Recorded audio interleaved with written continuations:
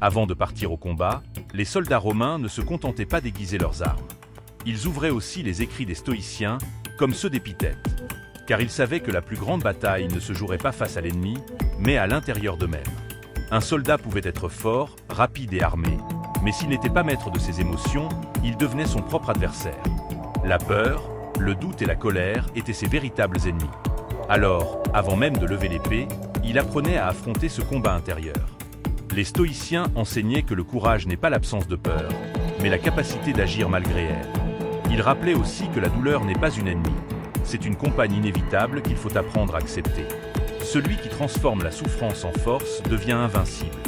C'est pourquoi la discipline de l'esprit précédait celle du corps. Les soldats s'entraînaient à garder le calme dans le chaos, à observer plutôt qu'à céder à la panique.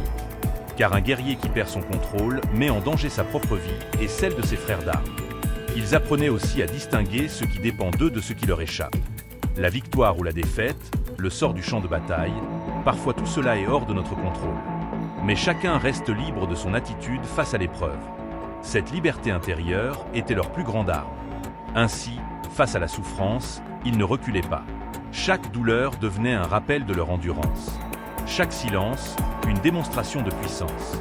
Ils savaient que la raison devait guider leurs gestes, même lorsque la peur hurlait.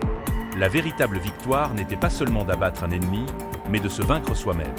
Celui qui domine ses peurs, sa colère et son désespoir devient plus fort que n'importe quelle armée. Et même dans la défaite, un stoïcien trouvait une forme de grandeur. Car perdre avec dignité, avec courage et avec sagesse, c'est déjà une victoire intérieure.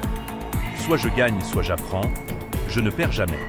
Chaque soldat devenait alors un exemple pour les autres. Son calme inspirait, sa force donnait confiance, sa sagesse rallumait la détermination de ses frères.